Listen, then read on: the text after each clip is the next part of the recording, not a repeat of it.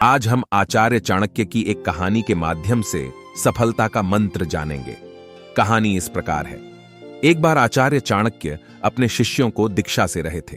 दीक्षा खत्म होने के बाद आचार्य ने उन सभी विद्यार्थियों की परीक्षा लेनी चाहिए। तो आचार्य ने सभी को बांस की एक बड़ी सी टोकरी दी और कहा कि जाओ और इस टोकरी में पानी भरकर लाओ।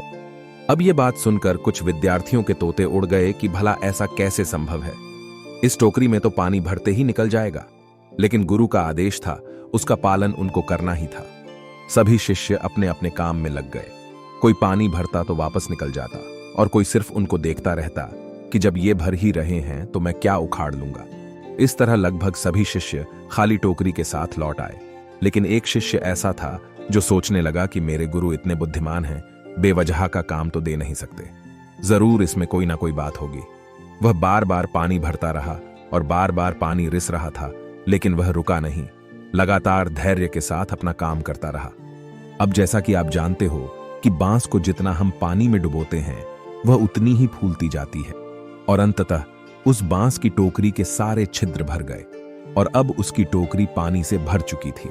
हालांकि उसको यह करते करते शाम हो चुकी थी और वह जैसे ही आचार्य के पास पानी से भरी टोकरी लेकर पहुंचा तो एक बार फिर से सारे विद्यार्थियों के तोते उड़ गए कि भला ये कैसे संभव है। और आचार्य ने उस शिष्य की सफलता का कारण सभी शिष्यों को बताया कि ये विद्यार्थी क्यों सफल हुआ, क्योंकि ये अपना काम लगन और धैर्य के साथ लगातार करता गया और ये सफल हुआ।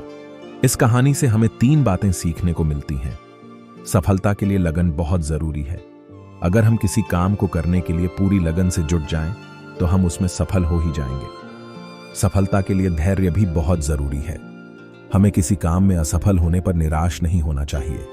हमें लगातार मेहनत करते रहना चाहिए और धैर्य रखना चाहिए। सफलता के लिए एकाग्रता भी बहुत जरूरी है। हमें किसी काम को करने पर अपना पूरा ध्यान देना चाहिए। हमें किसी भी तरह की विचलित करने वाली बातों से बचना चाहिए। अगर हम इन 3 बातों को अपने जीवन में अपना लें तो हम सफलता जरूर प्राप्त करेंगे।